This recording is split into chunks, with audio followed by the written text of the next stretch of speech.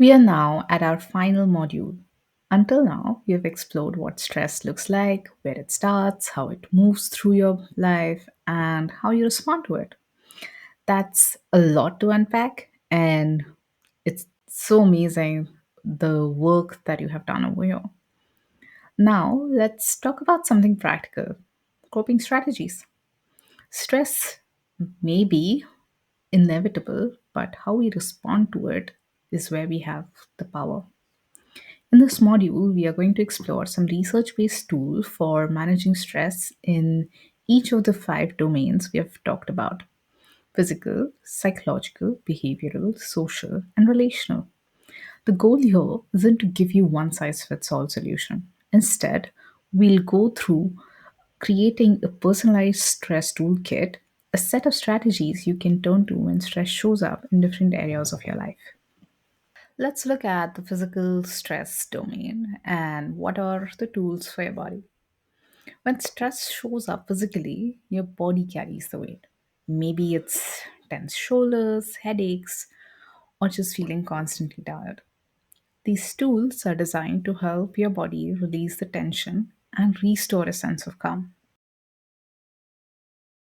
Let's try a quick exercise to help release the physical tension. Find a comfortable position. And now, as I say, inhale or exhale or hold, do it with me.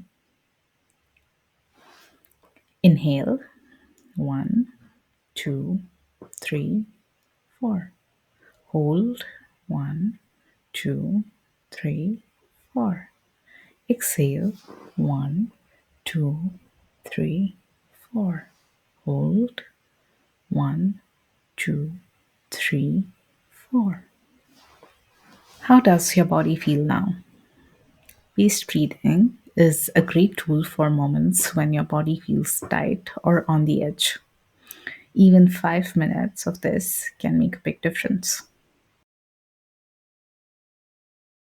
Sometimes stress needs to move through your body. A simple stretch can help. Let's try this together. Gently roll your shoulders. Take deep breaths as you do this. Stretch your arms above your head, reaching as high as you can. Now sit peacefully and keep your shoulders light and your mind calm. Did this help release some of the tension in your shoulders? Movement helps your body reset, especially when stress feels stuck physically. Now let's look at psychological stress. Psychological stress shows up as racing thoughts, self doubt, or worry. These tools are about helping your mind find clarity and calm. This tool helps you to challenge unhelpful thoughts and replace them with more balanced ones. The first step in this is identifying the thought. Yeah. What's the stressful thought running through your mind? I'm going to take an example over here so that you can work along with me. Yeah. But think of the thought that you want to replace. The example I'm going to take is I'm never going to finish this project. Two, challenge the thought. Ask yourself, is this 100% true? What evidence do I have?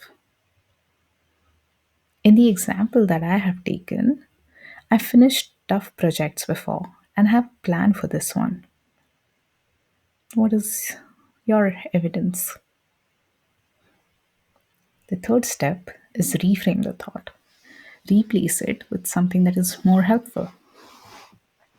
For my example, it would look like this is hard, but I can take it step by step and get it done. How would yours look like? How did this feel? Cognitive restructuring reminds us that not every thought is true and we can choose how to think differently. Let's use visualization to calm your mind. First, close your eyes and take deep breaths. Settle in, calm your mind. Imagine a safe, calm place. Picture yourself in a place where you feel very relaxed. It can be a cozy room, a quiet beach, or a peaceful mountain. Can you see it? Can you feel it? What do you see? What do you hear? What do you feel? Is there any particular smell? Stay in this place for a few moments.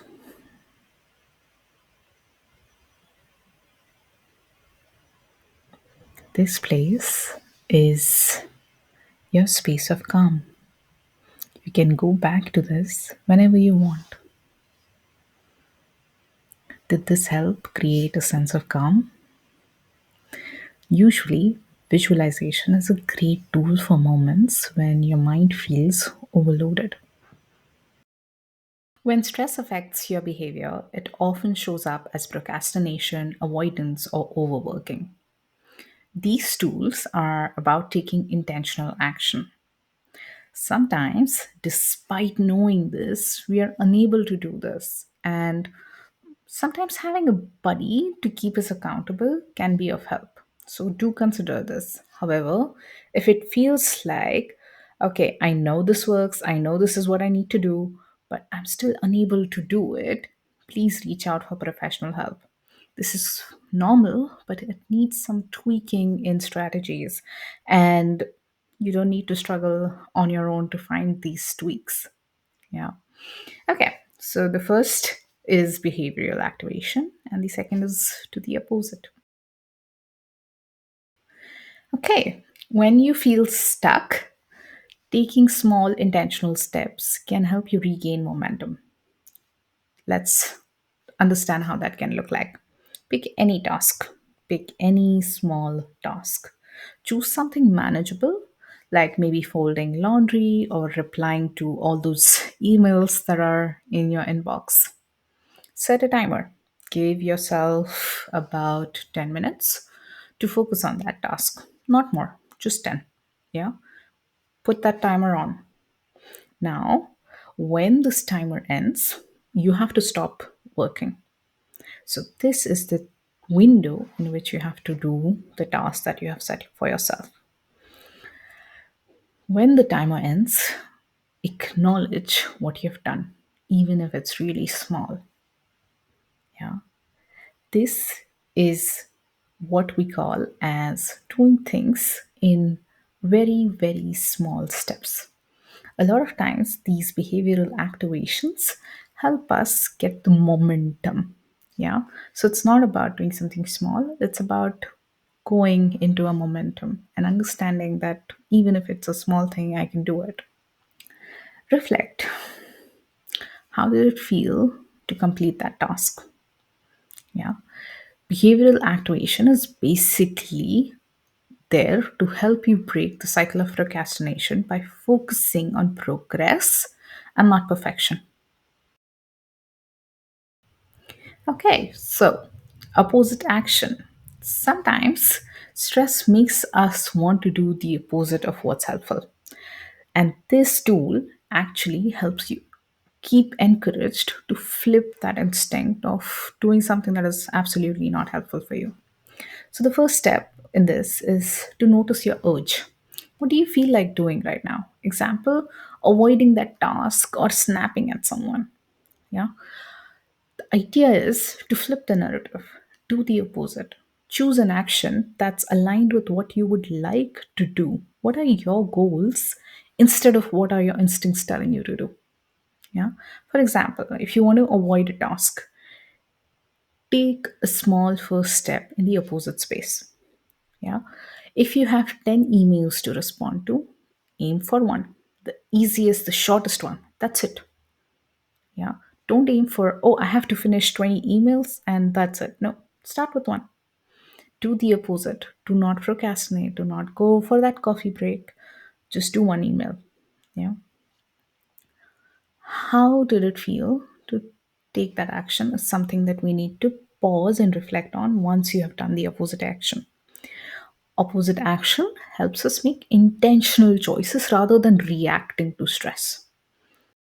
So, social stress often shows up as misunderstandings, isolation, or pressure to please others. These tools will help you focus on connection. Okay, let's practice expressing your needs clearly and kindly. It is more nuanced in more Desi or Indian contexts, but not impossible. Yeah. The first step is something called as I statements. Yeah. For example, I feel overwhelmed when the housework piles up. Can we share the chores this weekend?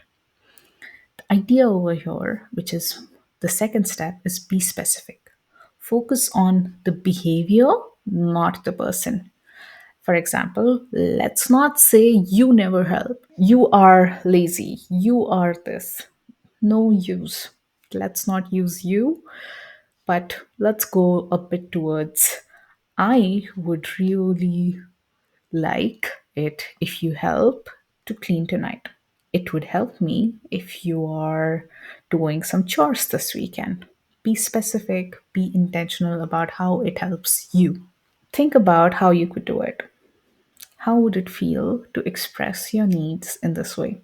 Assertive communication basically builds on understanding each other without creating conflict. However, if this is a major concern area for you, the communication skills, don't forget to check out our next course on communication skills. Okay, so reaching out. Reaching out is a very difficult in stressful situations, but a very powerful antidote to stress. So, one of the first steps I would recommend is think of someone supportive, a friend, family member, or a colleague. Second, send a quick message. It could be as simple as Hi, I have been feeling a bit stressed. Do you have a moment to chat? How does it feel to even think of sharing your stress with someone? Reaching out reminds us we are not alone. Relational stress often affects people closest to us. These tools focus on setting boundaries and repairing trust. Let's practice creating healthy limits. Remember, boundary making has your active participation and not passive observation. This is how you would behave and respond, and not what you want others to do. Check out the I statements in our last module. Identify what your need is. So, boundaries require you to be very aware of what is your need. Yeah. What boundary would reduce your stress? For example, I need uninterrupted time for myself after work. This is a need. Yeah. How can you communicate this clearly using I statements? I need 30 minutes of quiet time after work to recharge. Can we talk after that? Yeah. Remember, in healthy relationships, that's the most important part. In healthy relationships, boundaries are also kind and considerate to others and their boundaries. Yeah. Example, you can't say, I won't do chores today as I'm stressed, when even your partner might be stressed. However, what you can try is, I would do my chores after an hour of rest. Would that work for us? Yeah. How does it feel to think of making boundaries for you? Boundaries are there to protect your energy and help others understand your needs. And in healthy relationships, we try to be there for each other's needs. Now let's look at repair conversations. Yeah. Stress can strain relationships, but repair conversations can help rebuild connections. Let's start with empathy. How would that look like? I'm sorry I snapped earlier. I was feeling overwhelmed. The main part of repairing conversations can look like taking responsibility and accountability for your actions. It wasn't fair or empathetic to take that out on you. However, this is one of the most important things that we find is missing is proposing a solution as well as sticking to the solution. Yeah. Next time, I'll take a moment to cool down before responding.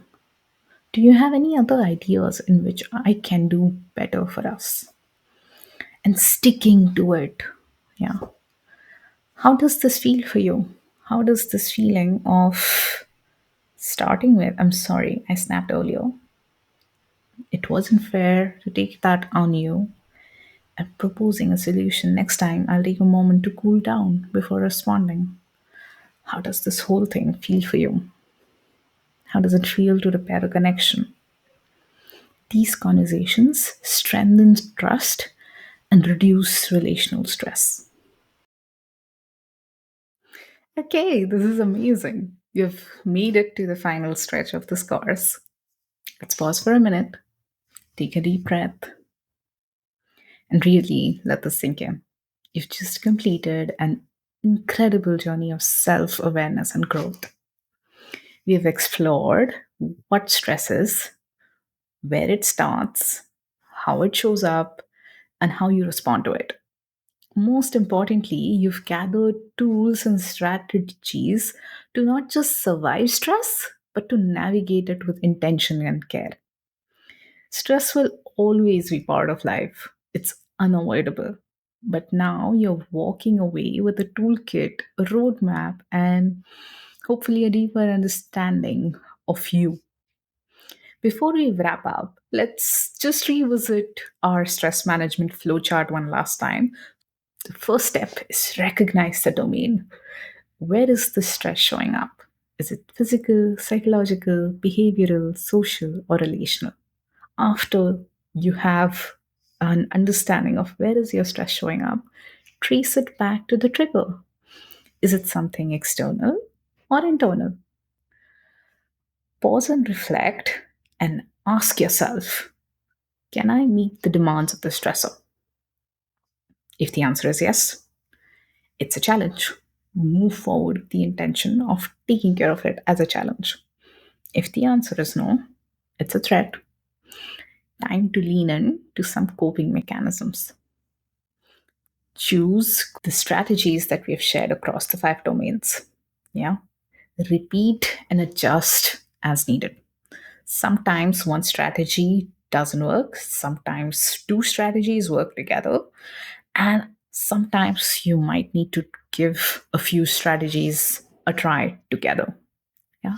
This flowchart isn't just a diagram, it's your stress roadmap.